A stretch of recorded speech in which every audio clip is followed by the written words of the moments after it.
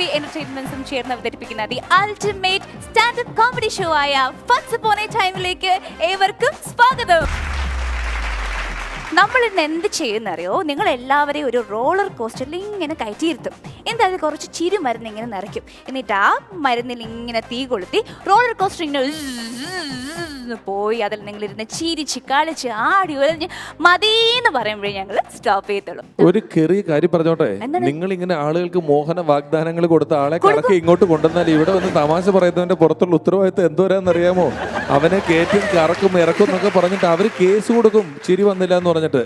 ഈ roller coaster ഞങ്ങളുടെ നാട്ടിൽ പണ്ട് ഉത്സവം വരുമ്പോൾ റോളർ കോസ്റ്റർ വന്നു. ഈ കറങ്ങുന്ന സാധനം റോളർ കോസ്റ്റർ എന്ന് പറഞ്ഞാൽ ഇങ്ങനെ പോണ ഇതല്ല, യന്ത്ര ഊഞ്ഞാലെന്ന് പറയുമല്ലോ, ഇങ്ങനെ കറങ്ങുന്ന സാധനം ഉണ്ടല്ലോ. ഒരു റൗണ്ട് കഴിഞ്ഞ് ഞാൻ വന്നപ്പോൾ എന്റെ മടിയിൽ ഒരു തക്കാളി ഒരു വെണ്ടക്കയുടെ കഷ്ടം നോക്കിയപ്പോൾ എന്റെ മോളിൽ ഇരിക്കുന്ന ഒരു ചേച്ചി ഒരല്പം അറച്ച പോലെ തോന്നുന്നു. ഡയാന ഭയങ്കര വാഗ്ദാനങ്ങൾ കൊടുത്ത് നമ്മുടെ പ്രേക്ഷകരെ മോഹവലയത്തിന്റെ മേലെ കയറ്റി വെച്ചാൽ അതൊന്ന് താഴത്തേക്ക് ഇറക്കാൻ വേണ്ടി ഞാനൊരു നിലവാര തകർച്ച ബോധപൂർവ്വം പ്രദർശിപ്പിച്ച കുഴപ്പമില്ലല്ലോ.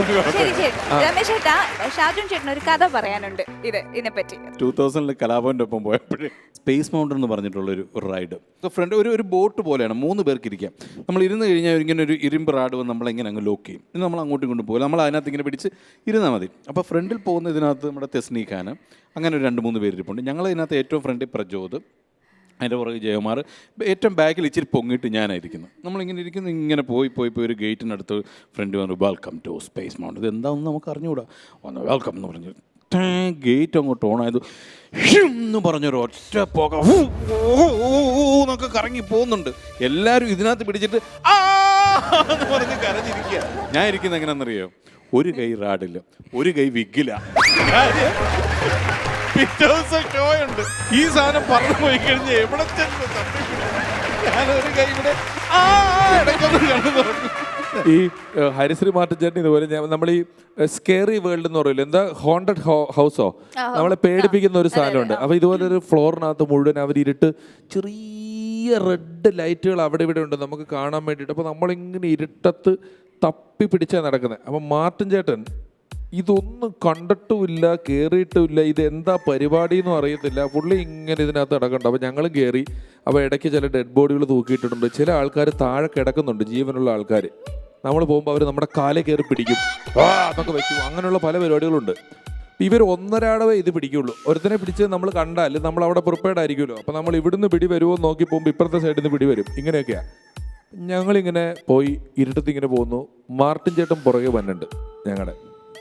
കുറച്ച് കഴിഞ്ഞപ്പോൾ പെട്ടെന്നൊരു അലാറം അടിച്ചു. ഇതിനകത്തെ ലൈറ്റുകൾ ഫുൾ ഓണാക്കി. എന്തോ അപകടം സംഭവിച്ചാൽ അങ്ങനെ ചെയ്യുന്നത്. ലൈറ്റ് ഓണാക്കിയപ്പോൾ ഞങ്ങൾ നോക്കിയപ്പോൾ ഇതിൽ പേടിക്കാനൊന്നുമില്ല. ഒരു പ്ലെയിൻ സ്ഥലം ഇവരങ്ങനെ അറേഞ്ച് ചെയ്ത് വെച്ചേക്കാണ്. എങ്കിലും എന്തിനാണ് ലൈറ്റ് ഓണാക്കിയെന്ന് പറഞ്ഞ് ഞാൻ നോക്കുമ്പോൾ ഒരു ചൈനക്കാരനെ മാർട്ടിൻ ചേട്ടൻ ഭിത്തിയിൽ ഇങ്ങനെ ചേർത്ത് പിടിച്ചേക്കുക. ഒരു ചൈനക്കാരനെ ഇങ്ങനെ പിടിച്ചേക്കുക.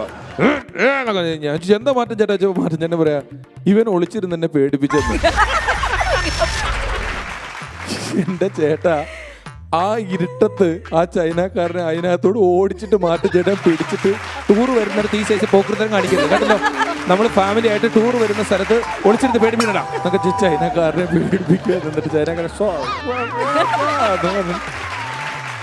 രമേശ് ചേട്ടനും ഷാജുൻ ചേട്ടനും ചേർന്ന ചിരി ബോംബിന് ഇങ്ങനെ തിരി കൊളുത്തിയിരിക്കുകയാണ്. നമുക്കിനി പുറകെ വരുന്ന സ്റ്റാൻഡ് പെർഫോമർ ആരാന്ന് അറിയാം. ഇവിടെ പെർഫോമൻസ് കാണാം, ആസ്വദിക്കാം. Welcome our very first stand-up performer onto the stage, Meenu from Aluva.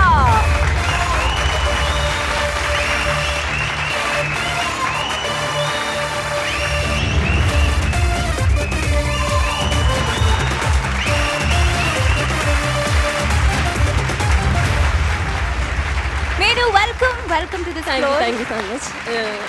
ഞാൻ മീനുപ്രിയ, എറണാകുളം ജില്ലയിലെ ആലുവ എന്ന് വരുന്നു. ആലുവയിൽ എവിടെ? ആലുവയിലെ കടുങ്ങല്ലൂർ എന്ന് പറയും. കടുങ്ങല്ലൂർ നമുക്കറിയാം. Okay Meenu, all the best. നന്നായി പെർഫോം ചെയ്യാം. എല്ലാവർക്കും നമസ്കാരം. ഞാൻ പരിചയപ്പെടുത്തി, ഞാൻ മീനുപ്രിയ. മീനുപ്രിയ എന്നുള്ള എനിക്ക് പേരിടാൻ കാരണം എൻ്റെ അമ്മയാണ്. അമ്മയ്ക്ക് ഭാനുപ്രിയ നടിയെ വളരെ ഇഷ്ടപ്പെട്ട ഒരു നടിയാണ്. അപ്പോൾ അതുപോലെ ഭാവിയിൽ ഞാനൊരു വലിയ കലാകാരി ആയാലോ എന്ന് വിചാരിച്ചിട്ടാണ് അമ്മയെ പേരിട്ടേന്ന് ഇടയ്ക്ക് പറയാറുണ്ട്. ഞാനടുത്തു അമ്മയ്ക്ക് മീൻകറി ഭയങ്കര ഇഷ്ടമാണ്, അതുകൊണ്ടാണ് മീൻപ്രിയ എന്ന് പേരിട്ടത്. അപ്പോൾ ഞങ്ങൾ വീട്ടിൽ 2 പെൺകുട്ടികളാണ്, ഒരു ചേച്ചിയുണ്ട്. അപ്പോൾ അച്ഛന് ഭയങ്കര ടെൻഷനാണ്. പെൺകുട്ടികളായതുകൊണ്ട് തന്നെ കല്യാണം ഒരു വലിയ ഇഷ്യൂ ആണ്. എനിക്ക് തോന്നുന്നു ഞാനൊരു 8-ലോ 9-ലോ 10-ലോ ഒക്കെ പഠിക്കുമ്പോൾ തന്നെ എനിക്ക് കല്യാണാലോചന തുടങ്ങി. കാരണം വേറെ ഒന്നുമല്ല, കണക്കിൽ ഭയങ്കര മിടുക്കിയായിരുന്നു. മിടുക്കി എന്ന് പറയുമ്പോൾ എനിക്ക് തോന്നുന്നു നമ്മുടെ ഇന്ത്യ കണ്ടുപിടിച്ച ഒരു സംഖ്യ ആയിരിക്കും എനിക്ക് മിക്കവാറും കണക്കിൽ കിട്ടാൻ. ഏതായിരിക്കും സാർ ആ നമ്പർ? 0. യെസ്, മിക്കവാറും മുട്ടയായിരിക്കും എനിക്ക്. അപ്പോൾ അതുകൊണ്ട് അച്ഛൻ്റെ സ്ഥിരം കാണുന്ന ജോത്സ്യൻ പറഞ്ഞു, ഈ കുട്ടിയെ പഠിപ്പിച്ചിട്ട് ഒരു കാര്യമില്ല, വേഗം അങ്ങോട്ട് കെട്ടിച്ചു കൊടുക്കുക, അതായിരിക്കും നല്ലത്, അല്ലെങ്കിൽ നിങ്ങൾക്ക് നാണക്കേടാ, SLC എന്തായാലും തോക്കും. അങ്ങനെ ജോത്സ്യം പ്രവചിച്ചുകൊണ്ട് അച്ഛൻ എന്ത് ചെയ്തു, എന്നെ ഭീഷണിപ്പെടുത്താൻ തുടങ്ങി. മര്യാദക്ക് പഠിച്ചോ അല്ലെങ്കിൽ എന്നെ കെട്ടിച്ചാട് വിടാൻ പോവാണ് എന്നൊക്കെ പറഞ്ഞ് ഇവരെല്ലാം തോൽപ്പിച്ചുകൊണ്ട് അവസാനം SLC റിസൾട്ട് വന്നപ്പോൾ ഞാൻ ജയിച്ചു. നല്ല മാർക്കോട് വേണ്ടി തന്നെ ജയിച്ചു. അത് കഴിഞ്ഞ് +2 ഒക്കെ കഴിഞ്ഞ് ഞാൻ നേരെ എൻട്രൻസ് ഒക്കെ എഴുതി എറണാകുളം ലോ കോളേജിൽ കയറി LLB ഇപ്പോൾ പഠിക്കുകയാണ് 4th ഇയർ. അപ്പോൾ എൻ്റെ ഒരു അമ്മായി എൻ്റെ അടുത്ത് വന്നിട്ട് ചോദിച്ചു, എങ്ങനെയുണ്ട് മാർക്കൊക്കെ എങ്ങനെയുണ്ട്? ഈ പബ്ലിക് എക്സാം കഴിഞ്ഞ് കഴിയുമ്പോൾ എല്ലാവർക്കും ഒരു ചോദ്യമുണ്ട്, എത്ര A+ ഉണ്ട്, ഫുൾ A+ ആണോ? അങ്ങനെ ഒരു ചോദ്യമുണ്ട്. അപ്പോൾ എന്നോട് അത് +2 കഴിഞ്ഞിട്ട് വന്ന് ചോദിച്ചു, എങ്ങനെയുണ്ട്? ഞാൻ പറഞ്ഞു, കുഴപ്പമില്ല, അത്യാവശ്യം നല്ല മാർക്കൊക്കെ ഉണ്ട്, കുഴപ്പമൊന്നുമില്ല. ശരി, അപ്പോൾ ഇപ്പോൾ എവിടെയാണ് പഠിക്കുന്നത്? അപ്പോൾ ഞാൻ പറഞ്ഞു, എറണാകുളം ലോ കോളേജിൽ LLB എഴുതി കയറി എന്ന് പറഞ്ഞപ്പോൾ പുള്ളിക്കാരി ചോദിച്ചു, ശരി, അപ്പോൾ എറണാകുളം ലോ കോളേജിൽ എന്താ എടുത്തേക്കണേ? എറണാകുളം ലോ കോളേജ് LLB അല്ലാതെ മൈക്രോബയോളജി ഇതുവരെ പഠിപ്പിച്ച് ആരും കേട്ടിട്ടില്ല. അപ്പോൾ പ്ലസിൻ്റെ എണ്ണം നോക്കുന്നവർക്ക് ബാക്കിയുള്ള പഠിത്തത്തിനെ പറ്റിയൊന്നും വലിയ വിവരമില്ല. അത് കഴിഞ്ഞാൽ ഇപ്പോൾ കൊറോണ വന്നു, ലോക്ക്ഡൗൺ വന്നു, മൊത്തം പ്രശ്നങ്ങളായി. ഇപ്പോൾ ലോക്ക്ഡൗൺ സമയത്ത് ഫേമസ് ആയ 2 ആൾക്കാരുണ്ട്, കലാഭവൻ ഷാജോൺ, രമേശ് പിഷാരടി. മനുഷ്യന്മാരല്ല, 2 സംഭവങ്ങളാണ്. ഒന്ന് ചക്ക, ഒന്ന് ഓൺലൈൻ ക്ലാസ്സസ്. തരംഗമായ 2 ആൾക്കാരാണ്. എനിക്ക് തോന്നുന്നു കൊറോണയുടെ മരുന്ന് കണ്ടുപിടിക്കാൻ നടത്തിയ പരീക്ഷണങ്ങളെക്കാൾ കൂടുതൽ ചക്ക വെച്ച് എന്ത് വിഭവം ഉണ്ടാക്കാമെന്നായിരിക്കും ഏറ്റവും കൂടുതൽ പരീക്ഷണം നടന്നിട്ടുണ്ടാവും. സത്യമല്ലേ? ഇപ്പം എവിടെ നിന്നാലും നമുക്ക് സീസൺ സമയത്ത് മിക്കവാറും എല്ലായിടത്തും നമുക്ക് ചക്ക കിട്ടും. അടുത്ത വീട്ടിൽ നിന്നോ ഒക്കെ ആയിട്ട് എവിടെ നിന്നെങ്കിലൊക്കെ കിട്ടും. പ്രത്യേകിച്ച് പഴുത്ത ചക്ക. ഹായ്. അപ്പോൾ ഒരു ദിവസം അയൽവക്കത്തൊരു ചേച്ചി വന്ന് പഴുത്ത ചക്ക തന്നിട്ട് പറഞ്ഞു, ചക്ക തന്നു. അപ്പോൾ അമ്മ പറഞ്ഞു, ഇത് വെച്ച് നമുക്ക് അട ഉണ്ടാക്കാം, നല്ല ശർക്കരയൊക്കെ ഇട്ട് വരട്ടി നല്ല തേങ്ങാക്കൊത്തൊക്കെ ഇട്ടിട്ട് നല്ല അട ഉണ്ടാക്കാം. അങ്ങനെ പറഞ്ഞിട്ട് അമ്മ ഇത് നേരെ ഫ്രിഡ്ജിൽ കൊണ്ടുവച്ചു. ഫ്രിഡ്ജിൽ കൊണ്ടുവച്ചപ്പോൾ അന്ന് എടുത്തില്ല, പിറ്റേ ദിവസം എടുക്കാമെന്ന് വെച്ചപ്പോൾ ചേച്ചി ഓടിച്ചെന്ന് ഫ്രിഡ്ജ് തുറന്നപ്പോൾ ചക്കയുടെ സ്പ്രേ അടിച്ച പോലെ അറ്റത്തുനിന്ന് ഈ അറ്റം വരെ നല്ല പഴുത്ത ചക്കയുടെ മണം. നമുക്ക് വളരെ ഒരു വല്ലാത്ത കുത്തുമണമാണല്ലോ. അപ്പോൾ ചേച്ചി എന്ത് ചെയ്ത് അതിൽ നിന്ന് കഴിഞ്ഞ ദിവസം മേടിച്ച് വെച്ചൊരു ചോക്ലേറ്റിൻ്റെ കേക്ക് ഇരിപ്പുണ്ടായി. അപ്പോൾ അതെടുത്ത് പുള്ളിക്കാരി മുറിച്ച് വായിൽ വെച്ചിട്ട് പറയാം, ഹായ് ചക്ക കേക്ക്. ഞാനൊരിക്കൊരു വീട്ടിൽ പരിപാടിക്ക് പോയപ്പോൾ ഞാൻ ചോദിച്ചു, ചേച്ചി തണുത്തുള്ള ഉണ്ടോയെന്ന് ചോദിച്ചു. അവിടെ വീടിനടുത്തിട്ട്. അപ്പോൾ അവർ ഫ്രിഡ്ജിൽ നിന്ന് എടുത്താൽ മതിയെന്ന് ഞാൻ തുറന്നു നോക്കിയപ്പോൾ ഞാൻ ജീവിതത്തിൽ ആദ്യമായിട്ട് 2 പൊതിക്കാത്ത തേങ്ങ ഫ്രിഡ്ജിലിരിക്കുന്നു. അത് ആ വീട്ടുകാർ എന്തിനാണ് ഈ പൊതിക്കാത്ത തേങ്ങ ഫ്രിഡ്ജിൽ വെച്ചേക്കുന്നത്? എനിക്ക് നല്ല പച്ച തേങ്ങ 2 ഫ്രിഡ്ജിൽ വെച്ചിട്ടുണ്ട് പൊതിക്കാത്തത്. അപ്പോൾ അതുപോലെ തന്നെ ഫേമസ് ആയ വേറൊരാളാണ് ഓൺലൈൻ ക്ലാസ്. ഓൺലൈൻ ക്ലാസ്സിന് ഇവർ എവിടെ ഇരിക്കുന്നതെന്നുള്ളത് നമ്മൾ വളരെ ശ്രദ്ധിച്ചില്ലെങ്കിൽ അപകടമാണ്. ഇവർ സ്ഥിരം ഇവർ ഈ മൊബൈൽ എടുത്തുകൊണ്ട് അവിടെ ഇവിടെയൊക്കെ വന്ന് ഇരിക്കും. ഇരിപ്പ് മടുക്കുമ്പോഴേ ഞാനൊരു ദിവസം കുളിയും കഴിഞ്ഞ് തോർത്ത് കൊടുത്തോണ്ട് മുറിക്കകത്തൂടെ നടന്നിട്ട് അവിടെ നിന്ന് അലമാരയുടെ മുന്നിൽ ഒന്ന് ലുങ്കിയൊക്കെ കൊടുക്കാറായുമ്പോഴത്തേക്ക് ഇവൻ പയ്യൻ എന്നോട്, അച്ഛാ എല്ലാവരും കാണുന്നുണ്ട് കേട്ടോ എന്ന് പറഞ്ഞ് 10-40 പിള്ളേരും ടീച്ചറും കൂടെ കണ്ടോണ്ടിരിക്കുക ഞാൻ തോർത്ത് കൊണ്ടുകൊടുത്ത ഡ്രസ്സ് മാറുന്നത്. അതുകൊണ്ട് അത് നമ്മൾ സൂക്ഷിക്കണം. അപ്പോൾ എൻ്റെ വീടിൻ്റെ അടുത്തുള്ള ഒരു കുട്ടി, ചെറിയ ക്ലാസ്സിലെ കുട്ടി, അപ്പോൾ അവൾ എൻ്റെ അടുത്ത് വന്നിട്ട് പറഞ്ഞു, ചേച്ചി എനിക്കൊരു ഡാൻസ് പഠിപ്പിച്ചു തരാം, ഓൺലൈൻ ക്ലാസ്സിൽ കളിക്കാൻ വേണ്ടിയിട്ടാന്ന് പറഞ്ഞു. അപ്പം ഞാൻ പിന്നെന്താ പഠിപ്പിച്ചു തരാമല്ലോ. അപ്പോൾ ഇവളുടെ അമ്മ എൻ്റെ അടുത്ത് വന്നിട്ട് പറഞ്ഞു, മോളെ സാധാരണ ഡാൻസ് ഒന്നും പോരാ, നമ്മുടെ ഇന്ത്യയുടെ പല നൃത്തരൂപങ്ങളില്ലേ അതിലേതെങ്കിലും ഒരെണ്ണം വേണം. മോഹിനിയാട്ടോ ഭരതനാട്യം അങ്ങനെ എന്തെങ്കിലും മതിയോ, ഞാനത് പഠിക്കുന്നുണ്ട്, അപ്പോൾ അത് മതിയോ എന്ന് വെച്ചപ്പോൾ പോരാ, വെറൈറ്റി ഇല്ല, വേറെ എന്തെങ്കിലും. ഞാൻ പറഞ്ഞു, വെറൈറ്റി കഥക്ക് മതിയോ, യൂട്യൂബ് എങ്ങാനും നോക്കി പഠിപ്പിച്ചത്. അപ്പം എൻ്റെ ഡ്രസ്സിന് വലിയ മെനക്കേടില്ല, എന്തെങ്കിലുമൊക്കെ ചുരിദാർ എന്തെങ്കിലുമൊക്കെ ഇട്ട് കഥക്ക് കണ്ടിട്ടുള്ളവർക്ക് മനസ്സിലാവും. അപ്പം ഞാൻ ശരി എന്നാൽ അത് മതി, അപ്പോൾ 1 മിനിറ്റ് മതി, ജസ്റ്റ് ഇത് എന്താണെന്ന് വെച്ചാൽ ഒന്ന് കളിക്കുക, എന്നിട്ട് പറഞ്ഞിട്ട് എന്താണോ കളിക്കുന്നത് അതങ്ങൾ പറഞ്ഞിട്ട് പോയാൽ മതി എന്ന് പറഞ്ഞു. അപ്പോൾ ആളെ ഞാൻ പഠിപ്പിച്ചു കൊടുത്തു. അപ്പോൾ ആൾ പറഞ്ഞു, ഈ ഡാൻസിനൊരു പാട്ടില്ലല്ലോ, കഥക്കിൻ്റെ പാട്ട് കേട്ടിട്ടുണ്ടെങ്കിൽ എല്ലാവർക്കും മനസ്സിലായി, താങ്കടെ കിടതാ എന്നൊക്കെ പറയും, ഈ തബലയുടെ കൊട്ടൊക്കെ ആയിട്ടായിരിക്കും ഈ സാധനം വരുന്നത്. അപ്പോൾ ഇവിടെ പറഞ്ഞു, ഇതിൽ പാട്ടില്ല, എനിക്ക് പാട്ട് പാടിയാലേ കളിക്കാൻ പറ്റും. ഞാൻ പറഞ്ഞു, എന്തായാലും മതി, എന്തായാലും മതി, കൊച്ചിന് കുഴപ്പമില്ല. ഞാൻ പറഞ്ഞു, അവിടെ നിന്നും പറിച്ച് ഇവിടെ നിന്നും പറിച്ച് പാത്രത്തിൽ ഇട്. ആൾക്ക് മനസ്സിലായില്ല. ചേച്ചി ഓരോ പ്രാവശ്യം കൂടി അവിടെ നിന്നും പറിച്ച് ഇവിടെ നിന്നും പറിച്ച് പാത്രത്തിൽ ഇട് എന്ന് ഞാൻ പറഞ്ഞു കൊടുത്തു. ആളെന്ത് ഇത് കേട്ട സന്തോഷത്തിൽ ഓടി, ഇത് കളിക്കാൻ വേണ്ടി ഓടി. പിറ്റേ ദിവസമായിരുന്നു കളിക്കേണ്ട സമയം. അപ്പോൾ ഞാൻ പേടിച്ച് ടെൻഷൻ അടിച്ചത്, ദൈവം എന്താണ് അവർ കാണിച്ചിട്ടുണ്ടാവുക, അവളുടെ അമ്മേനെ എന്താണ് അവൻ്റെ പറയാൻ പോകുന്നതൊക്കെ പേടിച്ചിരിക്കുമ്പോൾ പിറ്റേ ദിവസം വൈകുന്നേരം ഇപ്പോൾ ഇതൊക്കെ കഴിഞ്ഞിട്ട് പരിപാടിയൊക്കെ കഴിഞ്ഞിട്ട് അവളുടെ അമ്മ ഒരു പാത്രമൊക്കെ ആയിട്ട് വരുന്നു. ഞാൻ വിചാരിച്ചു, മോളെ വേണ്ടാത്തൊക്കെ പഠിപ്പിച്ചെടുത്തതിന് തലവേണ്ട എൻ്റെ അടിച്ച് പൊട്ടിച്ച് കളയാൻ വേണ്ടിയൊക്കെ പാത്രമൊക്കെ ആയിട്ട് ആൾ വരുന്നതെന്ന് വിചാരിച്ചു. ഞാൻ പറഞ്ഞു, ചേച്ചി ഡാൻസ് എന്താ, എങ്ങനെ ഉണ്ടായിരുന്നു, എന്താ പാത്രമൊക്കെ ആയിട്ട്? അതോ ഇത് അവിടെ നിന്ന് ഇവിടുന്നൊക്കെ കുറച്ച് കഥക്കാം. ആളും വലിയ ഈ പാത്രമായിട്ട് തലക്കിടുന്ന കാര്യം പറഞ്ഞപ്പോഴേ നമ്മുടെ ഇവിടെ ഈ അഷ്ടമി രോഹിണിക്ക് ശോഭായാത്ര എന്ന് പറഞ്ഞൊരു പരിപാടിയുണ്ട്. എല്ലാവരും പല വേഷങ്ങളൊക്കെ കെട്ടി കൃഷ്ണൻ മുന്നിൽ പോകുന്നു, ഭീമൻ, അങ്ങനെ അങ്ങനെ പല പല വേഷങ്ങളൊക്കെ ആയിട്ട് മുന്നിലേക്കൊക്കെ പോകണം. അപ്പം ഞാൻ കുചേലന കഷത്തിൽ അവല് പൊതിയായിട്ട്, അത് മറ്റേ ദരിദ്ര ലുക്ക് ഉണ്ടല്ലോ, അപ്പോൾ അതുകൊണ്ട് കുചേലനായിട്ട് നെറ്റിയിലൊക്കെ കൂറി തൊട്ട് ഞാൻ ഇങ്ങനെ പോകുന്നു. കുറച്ച് മുന്നിലായിട്ട് കംസനുണ്ട്, മഹാബലി നടക്കുന്നുണ്ട്, പല പുരാണ കഥാപാത്രങ്ങളും നടക്കുന്നുണ്ട്. അപ്പോൾ ഈ കൂട്ടത്തിൽ നടരാജൻ എന്ന് പറഞ്ഞ ഒരാളുണ്ട്. നടരാജൻ എന്ത് വെച്ചാൽ നടരാജൻ ഭീമനാവാൻ വേണ്ടി തീരുമാനിച്ചു. ഇച്ചിരി സൈസ് ഉണ്ട് നടരാജൻ. ഭീമൻ എന്ന് പറഞ്ഞാൽ ഗത വേണം. ഗത പുള്ളി എങ്ങനെ ഉണ്ടാക്കിയെന്ന് വെച്ച് കഴിഞ്ഞാൽ ഒരു ചെമ്പിൻ്റെ കുടം എടുത്തു. ഈ കുടം എടുത്തിട്ട് നമ്മൾ കൈക്കോട്ടിൻ്റെ കൈയില്ലേ, തൂമ്പാക്കൈ എന്ന് പറയുന്ന കൈ അതിനകത്ത് വെച്ചിട്ട് കൈക്കോട്ട് ഉറപ്പിക്കുന്ന പോലെ തന്നെ ആപ്പ് വെച്ചത് ഉറപ്പിച്ചു. ഒരു 250 ആപ്പുണ്ട്. കാരണം കുടത്തിൻ്റെ ബാ ഇത്ര ഉണ്ട്, കോല് അതിൻ്റെ നടുക്ക് ഇച്ചിരി ഉള്ളുണ്ട്. ബാക്കിയുള്ള ഗ്യാപ്പ് മുഴുവൻ കുഞ്ഞു കോല് കൊത്തി നിറച്ച് വെച്ചിട്ട് അതിന് മുഴുവൻ വർണ്ണക്കടലാസ് ഒട്ടിച്ച് പുള്ളി ഗതയുമായിട്ട് ഇങ്ങനെ എന്നൊക്കെ കഴിഞ്ഞപ്പം പുള്ളിയുടെ ഭീമൻ ഇച്ചിരി സ്റ്റാർ ആയിക്കൊണ്ടിരിക്കുക ഈ ഘോഷയാത്രയിൽ. അപ്പോൾ ഈ പിള്ളേര് ഈ ജംഗ്ഷനിൽ നിന്ന് ഇത് കണ്ടിട്ട് ഓടി അടുത്ത ജംഗ്ഷനിൽ ചെന്നിട്ട് പറയും, ദേ ആ വരുന്ന ഘോഷയാത്രയ്ക്കകത്ത് അതുണ്ട് ഇതുണ്ട് എന്നൊക്കെ പറഞ്ഞിങ്ങനെ പറഞ്ഞുകൊണ്ട് നടക്കുന്ന സമയമാണ്. തൊട്ടടുത്ത ജംഗ്ഷനിൽ എത്തിയപ്പോൾ ഇച്ചിരി സ്ത്രീകൾ അവിടെ കൂടുതൽ നിൽക്കുന്നുണ്ട്. സ്ത്രീകൾ അവിടെ നിൽക്കുന്നതൊക്കെ കണ്ടു കഴിഞ്ഞപ്പോൾ ഭീമൻ ഒരു ചെറിയ ഷോ അതിനുവേണ്ടി കാണിക്കണം എന്ന് പറഞ്ഞിട്ട് ഈ ഗത എടുത്തിട്ട് എന്ന് പറഞ്ഞ് കറക്കിയപ്പം ഇതിൻ്റെ ആപ്പങ്ങ് പറഞ്ഞു പോയി. ഈ കുടം തെറിച്ച് എന്ന് ഇത് കണ്ടോണ്ടൊന്ന് ലതിക ചേച്ചി എന്ന് പറഞ്ഞൊരു ചേച്ചിയുടെ തലക്കിട്ട് ഒറ്റ അടി അടിച്ചിട്ട് കുടം കൊണ്ട് ചേച്ചി തലയും കറങ്ങി താഴത്തേക്ക് വീടുന്ന ലതിക ചേച്ചിയുടെ ഭർത്താവ് രാമൻകുട്ടി എന്ന് പറഞ്ഞ പുള്ളിയുണ്ട്. പുള്ളി ഓടി വന്ന് നോക്കുമ്പം ഈ തുമ്പക്കൈയുമായിട്ട് ഈ സാധനം നിൽക്കുക. തല തെറിച്ച് പോയതാണല്ലോ, ഇത് എന്തായുധമാണെന്ന് മനസ്സിലാവുന്നുമില്ല. ഇയാൾക്ക് ഇത് വന്നിട്ട് എന്താ ചെയ്യേണ്ടതെന്ന് പറഞ്ഞാൽ ഇയാൾ ഓടി ഇങ്ങ് അടുത്തേക്ക് വന്നപ്പം ഇതേത് ദൈവമാണെന്ന് അറിയാനൊന്നും പറ്റത്തില്ല. പുള്ളി ഇങ്ങനെ വന്നിട്ട്, ലതികയ്ക്ക് വല്ലതും പറ്റിയാലുണ്ടല്ലോ എടാ പുരാണ, നിന്നെ ഞാൻ വെറുതെ വിടത്തില്ലെന്ന്. കാരണം ഈ കഥാപാത്രം ഏതോ പുരാണ കഥാപാത്രമാണ്. തുമ്പക്കൈയുണ്ട്, കിരീടമുണ്ട്, ഇത് എന്താന്ന് മനസ്സിലാവുന്നില്ല, തെറി പറയാനും പറ്റത്തില്ല. എല്ലാത്തിനും കൂടെ ഒറ്റൊരെണ്ണം പുരാണ. അപ്പോ ഈ പാത്രത്തിന്റെ കേസ് പൂർത്തിയാക്കാണ്. ഞാൻ ചോദിച്ചാൽ എങ്ങനെയുണ്ട് ഡാൻസ്, എന്നിട്ട് എന്തായെന്ന് വെച്ചപ്പോൾ ടീച്ചർക്ക് ഭയങ്കര ഇഷ്ടമായി. അപ്പോൾ എന്താണാവോ അവൾക്ക് ഫുൾ മാർക്കും കൊടുത്തു, ബെസ്റ്റ് പെർഫോമർക്കുള്ള അവാർഡും കൊടുത്തു. അതെങ്ങനെ സംഭവിച്ചു? അപ്പോൾ എനിക്ക് ഇതായി. അപ്പോൾ പറഞ്ഞു ടീച്ചർ മലയാളി അല്ലായിരുന്നു, പുള്ളിക്കാരത്ത് വിചാരിച്ച് കഥക്കിന്റെ കറക്റ്റ് പാട്ടൊക്കെ പാടി ഇവളങ്ങ് നിന്ന് തകർക്കാണല്ലോ. ടീച്ചർക്ക് ഇപ്പോൾ ഭാഷ അറിയില്ലെന്ന് പറഞ്ഞല്ലോ. ഞങ്ങൾ അച്ഛൻ്റെ സ്കൂളിൽ നിന്ന് പറഞ്ഞ് ഞങ്ങൾ പഠിച്ച ഹൈസ്കൂളിൽ പഠിച്ചതിൻ്റെ അടുത്ത് വെള്ളൂർ പേപ്പർ കമ്പനി ഉണ്ടായിരുന്നുകൊണ്ട് അവിടെ CISFകാർ വന്ന് കോട്ടടിച്ച് താമസിക്കുന്നുണ്ടായിരുന്നു. CSFകാർ മുഴുവൻ ഹിന്ദിക്കാരാണ്, ഞങ്ങൾ മലയാളം. അപ്പോൾ അന്ന് ഈ CISFകാരുടെ ക്യാൻറ്റീൻ്റെ വാതിക്കൽ ഈ റെയിൽവേ സ്റ്റേഷനിലുള്ള പോലത്തെ ഒരു സാധനമുണ്ട്, ഞെക്കി പിടിച്ച ചെറിയ തണുത്ത വെള്ളം കിട്ടും. കാര്യം അന്ന് ഫ്രിഡ്ജിലെ വെള്ളത്തിന് ഇച്ചിരി ഡിമാൻഡ് കൂടെ, നമുക്ക് തണുത്ത വെള്ളം കിട്ടുക എന്ന് പറയുന്നത് ഭയങ്കര സംഭവമാണ്. അങ്ങനെ ഈ ഇൻ്റർവെല്ലിൽ ഞങ്ങൾ മതിലിയാടി അവരുടെ ക്യാമ്പിൽ പോയിട്ട് ഈ വെള്ളം എടുക്കും. അപ്പോൾ ഇവർ CISFൻ്റെ ക്യാമ്പ് അവിടെ നിന്ന് ചെല്ലാൻ പാടില്ല. അപ്പം ഞങ്ങളെ ഓടിച്ചിട്ടൊക്കെ ചില CISFകാർ ചിലപ്പോൾ പിടിക്കും അതിനകത്ത് കയറി. അപ്പം ഞങ്ങളുടെ ഹെഡ് മാസ്റ്ററിൻ്റെ പേര് ബേബി എന്നാണ്.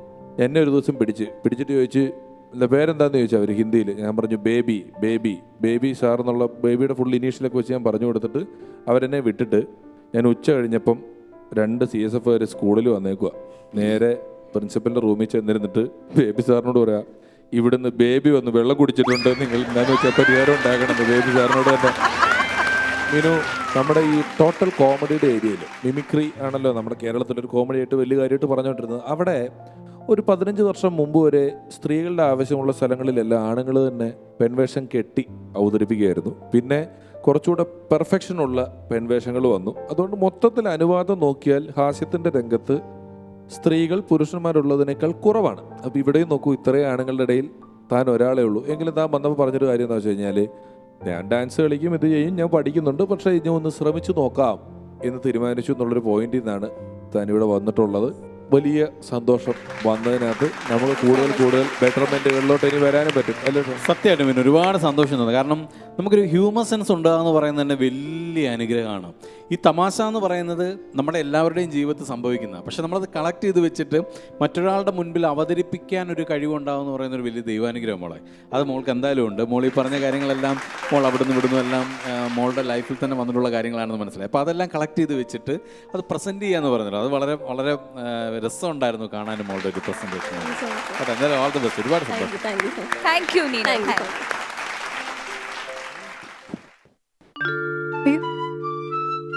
എന്തുപറ്റി? ബാഗൊക്കെ ആയിട്ട് നിങ്ങൾക്കെല്ലാവർക്കും വിഷമമുണ്ടാക്കുന്നൊരു കാര്യം ഞാൻ പറയാൻ പോവാണ്. ഞാൻ ഇവിടം വിട്ട് പോവുക. നല്ല തീരുമാനം. വിഷു ഇതായിട്ടാ ഒന്ന് ഞാനിവിടെ വന്നോട്ടെ. സാധാരണ ചോദിക്കാതെ വരുന്നതല്ലേ, ഇപ്പൊ വന്നോളൂ. അതിനെന്താ? ഇതായിട്ടാ.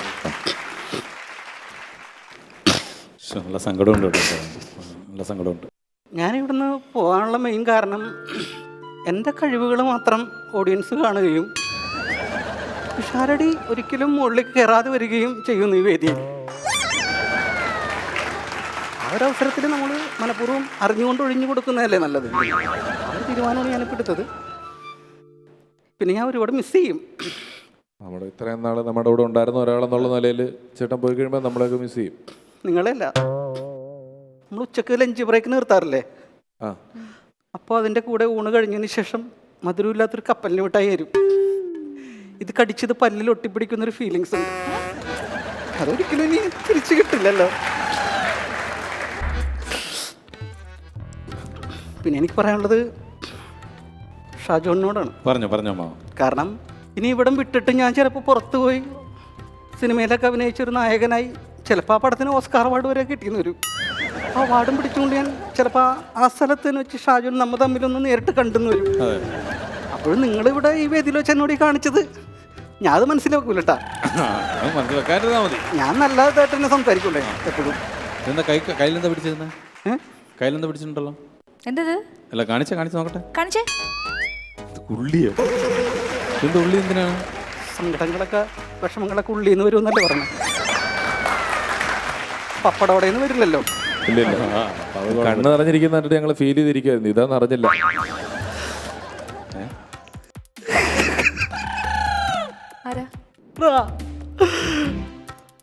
ക്യാമറ ഇത്രയും നാളും ഞാൻ ഈ വേദിയിലുണ്ടായിട്ട് നിനക്ക് എന്നെ ഒപ്പിയെടുക്കാനുള്ള ഭാഗ്യം ലഭിച്ചില്ലടാ സോണി. ക്യാമറ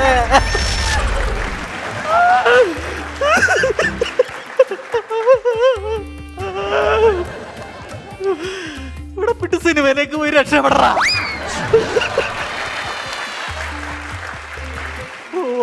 ശരി, എന്നാൽ ഒരു ഫോൺ റിങ് ചെയ്യുന്ന എന്റെ ഫോണിന്റെ റിങ്ങാണല്ലോ കേൾക്കുന്നത്. എന്റെ ഫോണിന്റെ റിങ്ങാ. ഇതിന്നാണ്. അല്ല ഇതിന്നാണ്. ആ തുറന്നിടും, ഡേന തുറന്നേ. എന്റെ ഫോൺ അതിനകത്ത് ഇറങ്ങിയേണ്ട കാര്യമില്ലല്ലോ. ആദ്യമേ വന്നപ്പോ ഒന്ന് നോക്കിയായിരുന്നു. വെയിറ്റ് നല്ല അത് തിരിച്ചു വെച്ചേ ഡേന, പെട്ടി തിരിച്ചു വെച്ചേ. ആ അതിനും തുറന്നേ. അങ്ങനെ വരാൻ വഴിയില്ല തന്നെ. ബടാ വീരാ. ആ എന്റെ ഫോൺ അത് ഫുള്ള് ചെക്ക് ചെയ്യണം കേട്ടോ. അതെന്താണെന്നറിയാമോ ചേട്ടന്? അതെന്താ എടുത്ത് വെച്ചേക്കുന്നത് അറിയാമോ ചേട്ടന്? കഴിഞ്ഞ ഒരാഴ്ച ഷൂട്ട് ചെയ്ത എപ്പിസോഡുകൾ മുഴുവൻ സ്റ്റോർ ചെയ്ത് വെച്ചേക്കുന്ന ഹാർഡ് ഡിസ്ക് ആണ്. അതുകൊണ്ടാണ് ചേട്ടൻ പോകാൻ പോണത്. മാവ് എന്താ മാവ് ഇത് ഡയറക്ടർ ഹരി ഒഴിച്ച് ബാക്കി എല്ലാം അതിനകത്തുണ്ടല്ലോ. ആണ്ടേ അതേ മൈക്ക് എടുത്തോണ്ട് പോകുന്നത്. ഹലോ, ഇതൊക്കെ എന്താ എടുത്തോണ്ട് പോകുന്നത്? ഞാൻ ഒരു കാര്യം പറഞ്ഞോട്ടെ. എന്താ? എൻ്റെ ഒരുപാട് നല്ല ഓർമ്മകൾ നിങ്ങളുടെ ഉള്ളിൽ ഇപ്പോഴും ഉണ്ട്. നിങ്ങളുടെ എന്തെങ്കിലും ഒരു ഓർമ്മ എന്നിൽ വേണ്ടേ? അതുകൊണ്ടാണ് ഞാൻ തുഷാരയുടെ ഇത് ഞാൻ മൊത്തം എടുത്തത്. അറിയോ? വേണ്ട, ആ പെട്ടി ഞാൻ കടച്ചേരും. ഇഷ്ടപ്പെട്ടില്ലെങ്കിൽ എനിക്ക് വേണ്ട. ആ വേണ്ട, ഇഷ്ടപ്പെട്ടിട്ടില്ല കേട്ടോ. ഇനി ഞാനൊന്നുമില്ല. ഇതുകൊണ്ടൊക്കെ തന്നെ മോളെ ഈ മാമന് വേദി വിട്ട് പോവാത്തത്. സ്റ്റാൻഡപ്പ് കോമഡി രംഗത്ത് ഒരു സ്ത്രീ സാന്നിധ്യം കൂടി തെളിയിച്ച എപ്പിസോഡായിരുന്നു ഇത്. നിങ്ങൾക്ക് അത്യാവശ്യം നല്ല ഹ്യൂമർ സെൻസ് ഉണ്ടെങ്കിൽ, തമാശ ആസ്വദിക്കുന്നവരാണെങ്കിൽ, നല്ലൊരു പ്രസന്റേഷൻ സ്കിൽ ഉണ്ടെങ്കിൽ നിങ്ങൾക്കും ഒരു സ്റ്റാൻഡപ്പ് കൊമേഡിയൻ ആകാൻ സാധിക്കും. അതിനുള്ളൊരു വിസ്മയ വേദി ഒരുക്കി തരികയാണ് വൺസ് അപ്പോൺ എ ടൈം.